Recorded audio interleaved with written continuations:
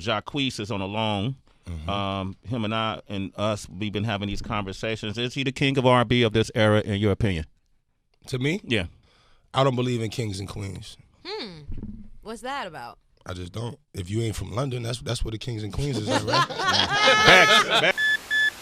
Hello and welcome back to Cell Reviews. It's your boy DJ Cell, and today we're back for another edition of Cell Reviews on Static TV. Make sure you like and subscribe for more content that's hitting the channel very, very soon. Now, today's review, we're going to be reviewing Dave East, the ever so hardworking Dave East, on his brand new album called Survival. Dave East is no stranger to the music scene. After coming from the basketball world and transitioning into rapping, he released a slew of mixtapes, at least 14 mixtapes since he came onto the scene. They've been he's been highly praised, if I'm being honest. Nas has given him a lot of props. He's worked with the likes of Lloyd Banks, likes of Chris Brown, especially with its EP, possibly the longest EP that I've ever heard. A 13-track EP with the likes of Chris Brown, French Montana, as well as Wiz Khalifa. It was called Paranoia, and that's pretty much the EP that I've really paid attention to. I've heard his other mixtapes such as Beloved, which I've reviewed on this channel. To be honest, there is a discussion to be had with Dave East, because he is one of the rappers that is a great example of what could have been for the face of hip-hop now, if the 90s rappers have actually taken on the new school rappers and guided them through the 2000 period or to the noughties period. I think Snoop Dogg said it perfectly when he said that he felt that we didn't pass on what was passed on to them. Now, this album is actually released through Def Jam Records and Mass Appeals, which is Nas' label. Nas actually is the executive producer of this album and actually features on this album on Godfather 4. He also has features from E40, Fabulous, Rick Ross, as well as Mad Rapper, which shows you how much Dave East actually knows a lot of the old school, because Mad Rapper has done tracks with Biggie Smalls. He's usually playing the character of someone who is really mad at the success of rappers, and for Dave East to bring that onto his track, I will be touching on it a little, but it was very ingenious in my point of view. You can see his level of artistry and maturity in this album to blend elements of the new school and elements of the old school and trying to fuse together and bring it into one cohesive sound. And of course, with someone of Dave East's catalog, no review will be complete without a little bit of comparison with his old works. And I feel like a piece of his old work that's featured heavily, or the style, the format of his old work that is featured heavily on this album or is borrowed from this album, is actually the Paranoia, a True Story EP. Dave actually took it a way further and created more of a prelude. He created what he lets us in was more of his struggle to come up, and he really tries to show us this struggle, showing why he left school early to go into basketball, and which gives us a convenient prelude back into the Change of Plan mixtape, which shows his transition from basketball into rapping. That being said, though, on the track by track review, you're gonna see why I feel like it's still a little bit of Dave East having really ambitious ideas but having difficulties delivering it, if I'm saying that correctly. I feel like what he's done on paper sounds amazing, but the way he has broidered it out, the way that he has conveyed his story, and it leaves a lot in the air, and there's so much potential here that he could have written. But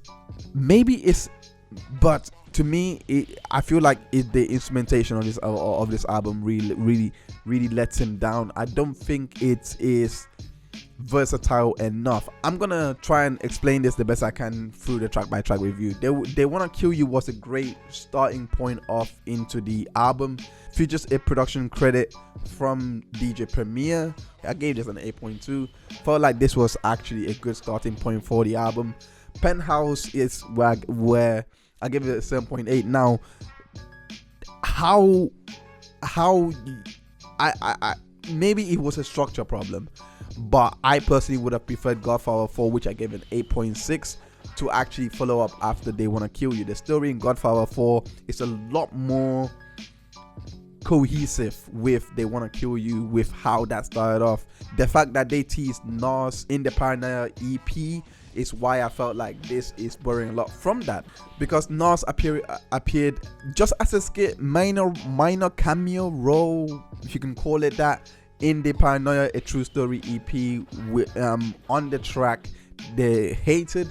Now he's appearing in Godfather 4 as giving more of a story, plays more and shows how the head is now becoming the person who is now ruling the game. Need a Sign is where I feel like it's very introspective. Teyana Taylor's vocals on here was really good. I was actually blown away by our work here. Still has that hip hop kind of feel, R&B-esque feel to it. I cannot describe it, but I gave an 8.2. On the Way to School was where I felt like this was serving more as a prelude. I gave it a 7.8. It described the life before all of this, before he has got to the position that he was today. And by him taking this route, you can see that he's trying to let us know the tolls and what he probably felt like being so determined to give up school to go and pursue basketball. Moves on from that story, tops it off with 17 in a very reflective, very heartwarming story of him admitting his own mistake. Don't get me wrong, all of these tracks were great. I just felt like there was not, in my opinion, from the last two tracks I mentioned, not enough punch behind them to really capture you in, make you feel like, wow, like, okay, you've done this. But I feel like a lot of that is largely, if you did not listen to his mixtapes to understand his story, you're probably not gonna feel what a lot of his diehard fans will feel, which I feel like a lot this album is mainly in service to them.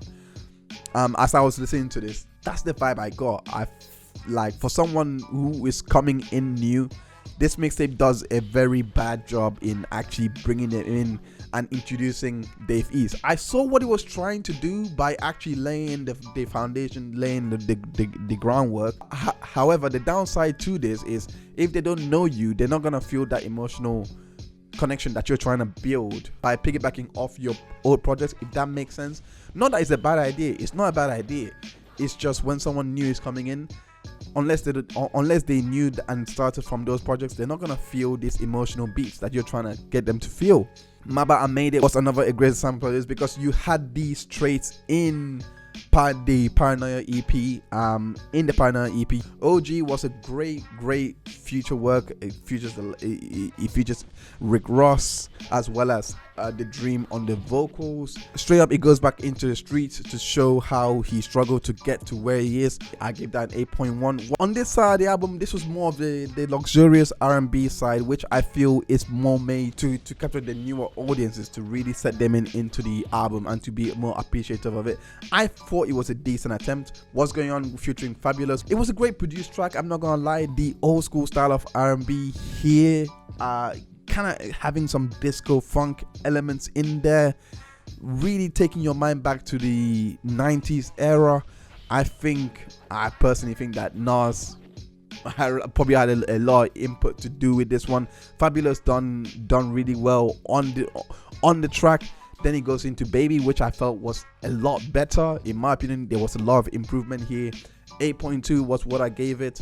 Baby had a really good story behind it, in my honest opinion, to transition and build on the story that was built on What's Going On. Now, alone with the king of R&B, Jacquees, I gave that a 7.6. The samples I felt was not utilized very well here. Felt like I don't know, it just came across as really annoying to me. Nonetheless, I felt like Dave East held it, like he's still done a good job in the story that he had to present here, but that doesn't mean it is a good overall track. I personally felt like it was an average track compared to the other tracks that we've heard so far. Every Day, I give it a 7.7. Again, average at best. Didn't really feel Every Day featuring Gunna. Nonetheless, though, it is actually a club banger. I will give it that. There is a lot of push behind it. There's a lot of oomph behind it that can get you really, really going and pushing for it. Devil Eyes is what I feel was probably the better produced track on this album. Like, if that makes any sense. Devil Eyes was where I think Dave East really turned it on lyrically and really had his ears open for this one. Like, I can't give enough praises to his track. Also, you had features from Mozzie, who is actually a very good upcoming rapper, I'm pretty sure is gonna have a great 2020, and also feature from the OG himself, E40, who had a so-and-so cameo. It was okay, but we know what we get with E40. Night Shift with Lil Baby is what I feel like should have been swapped for the track with Gunna. I felt like Night Shift performed a lot better than Every Day. Felt like Lil Baby's verse on this was actually very, very good. Lil Baby has actually been improving his verses lately. I don't think anyone is. I hope people are peeping that. But Wanna Be a G, I did not like this track. I think this was worse than Alone. Gave it a 7.5. Me and Mines, I give this a 7.9. Again, this is when it gets really deep, because if you don't know the backstory with the mixtape, again, this is where you have to go back and listen to his previous mixtape to actually understand the albums. Because from Wanna Be a G to the last track, Why You Mad, you're not gonna get the story without actually understanding his backstory.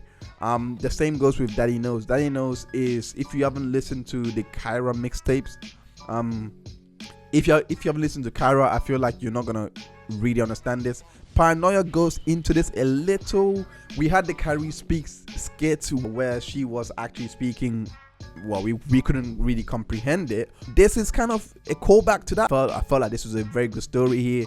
There is a line here in which he heard, which he said he finally understood the track that Nas was that he was listening to Nas in regards to when he had a child, and he now understands it, which is a lot of growth and a lot of maturity.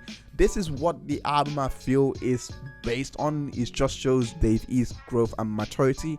I felt like he should have focused on that. I didn't really know what direction he wanted to take it into. I didn't really know whether he was, because he came across to me as he was still battling with himself. He was still, what should I do? Should I still be in the streets, or should I actually focus on taking care of my daughter and now sit back on my newfound fame? I did not know exactly where he wanted to take his life, where he said, or where he was trying to take his life to. That's what I didn't get. In the end, he closed off with Why You Mad, which is the last track on the album, features Mad Rapper, which I feel like it was a great story. I gave it a 7.9. It was a great story nonetheless, in terms of the fact that he done a really good job in laying down people that are mad at him, and as well as offering solutions to why they're mad, that they could also get to the position that he's in should they actually follow these instructions. I felt like if he put this album to focus on the child, to focus on how that's changed him, I think we would have had the makings of a really good album. But either there was too many tracks on this thing where he has to meet a quota or something, or where he has to sort of create a lot more commercial viable tracks to gain traction. Whether he actually meant it to sound like this, we will never know. In my honest opinion, I think there's a lot of tracks that he could have done without. I think that he could have cut out a lot of the work that he has actually done, like cutting out Every Day, cutting out Alone. I didn't really feel like I think that track should have been left alone. So after I added up my scores, it had actually added up to 79.8%, which if you run it up, it will be 80%. I personally feel like that's actually a fair reflection of the album. The album is not, I wouldn't say it's actually oozing replay value. I think you'll come back to this album again and again. Don't get twisted. I do think that you're gonna come back for tracks like Godfather 4, or They Wanna Kill You, or Baby, or What's Going On, or Devil Eyes. I personally feel like these tracks will make you want to come back, but as a whole body of work, will you come back and listen to the whole to the whole album without skipping it once? Doubt it. Thank you so much for checking out this review. I'm curious to know your thoughts. Let me know what you think in the comment section. Did you love it? Did you hate it? Is Dave E's gonna go on top? Like and share this content to your friends, family, your loved ones, your hated ones. Let them know about this review. Let them know. Let's get a discussion going. I do think that there's a lot to continue on here for Dave East. I do really hope that he does actually build on this, because I think it is in its own right. I think it's a very, very good album, but there's just a lot of things that could improve on it. Nonetheless though, thank you so much for checking out this review, and I'll see you on the next one. Peace.